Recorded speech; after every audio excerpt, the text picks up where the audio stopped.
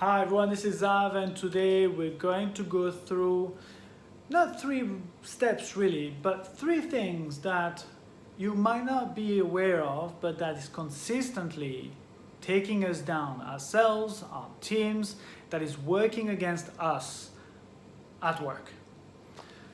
You see, there are a lot of things that we are blaming on external circumstances and on other people, and that people are putting, or the expression cutting the grass under our feet, or making it difficult for us.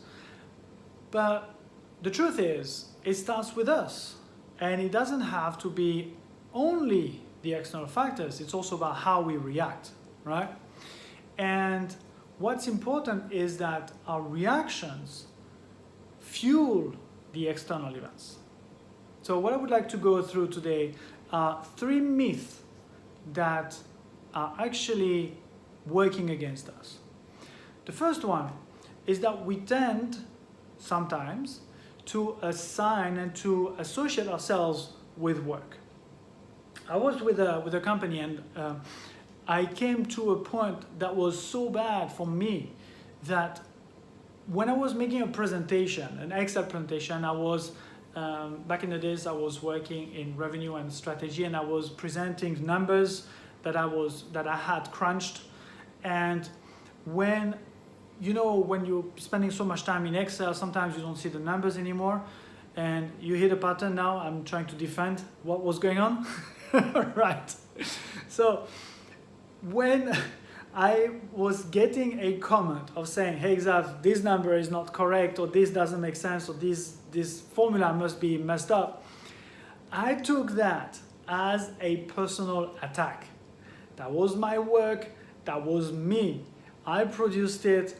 You comment on this number, you're commenting on me. Have you ever been there? Do you know anybody who's doing that sometimes? All right, so this was me completely. I was going out of the meeting room, beating myself up, like, how can you do this? You don't pay attention? What is this? And all the stuff coming in my head again.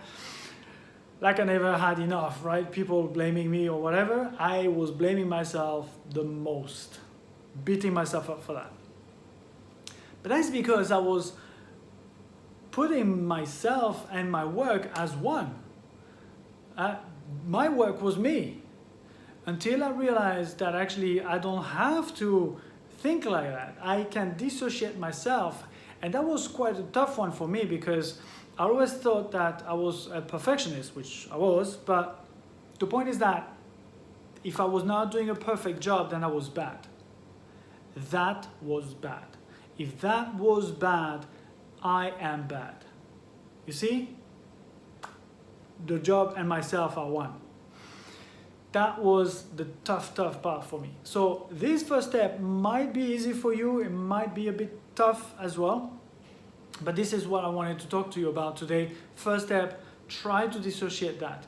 I did a similar video on breaking down the fear, right? And that is about dissociating from the fear. Instead of saying I'm scared, to say I have a fear, right? So same thing. I am not my job. I have a job, which dissociates.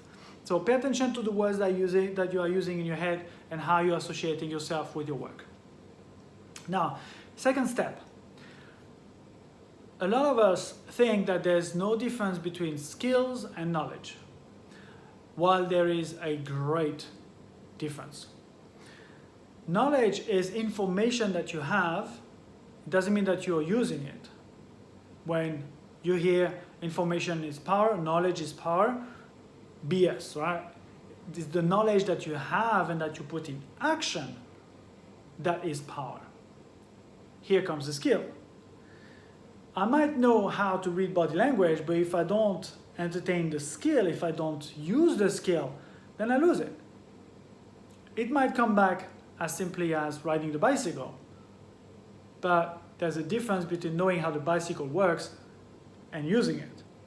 There's a difference between knowing about honey and how it's made and tasting it, right? So the knowledge and the experience, the knowledge and the skills are completely 2 different things. And the difference is the mindset. So this is the second step, or the second myth rather. The third one that is really, really impacting a lot of people that I see at work, lots of my colleagues, is that they believe they are indispensable. And I was there. I thought I was top notch, and I was the golden boy, and I thought that, what are you guys going to do if I'm not here, right? And do you know somebody like that? But this could not be furthest from the truth. We are dispensable. We are people used in a company, even if it's your own company. And although your company might have your name on the billboard, right? Even if your company is you are still dispensable.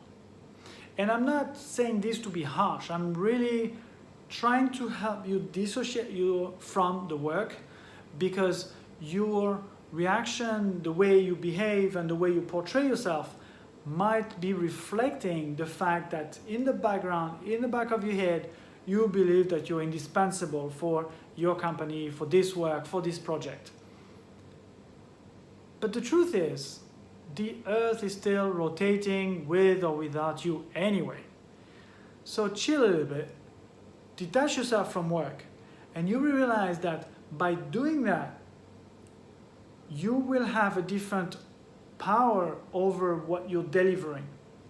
You'll have a different impact on your work and different results, different effectiveness and efficiency that is coming to come out of you.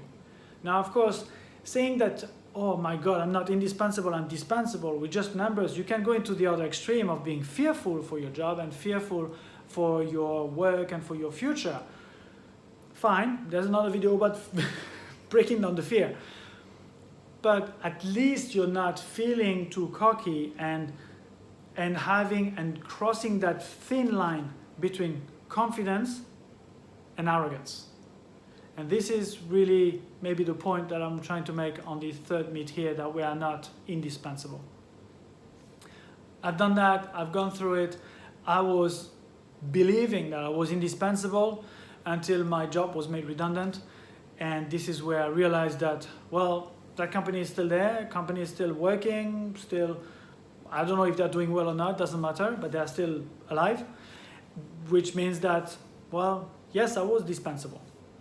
So again, very simple 3 steps, or 3 myths rather, to break down, to help you cope better at work, so that you can have a different input, different impact at work on your project, on anything that you're doing for your company, whether you're working for somebody or working for yourself. This is really going to help you. So I hope you enjoyed this video. Please give it a thumbs up and share with anybody that you know who would be needing to listen to this right now. Maybe those people who feel that they are indispensable. And that's where I managed to finally do this video about this, because I managed to overcome this years ago. It was not easy at all. That was tough, but I guarantee you the amount of things that you can deliver, the impact that you can have for your company is going to be skyrocketing everything else. So thank you very much everyone for your attention. In the meantime, breathe and stay centered. Take care.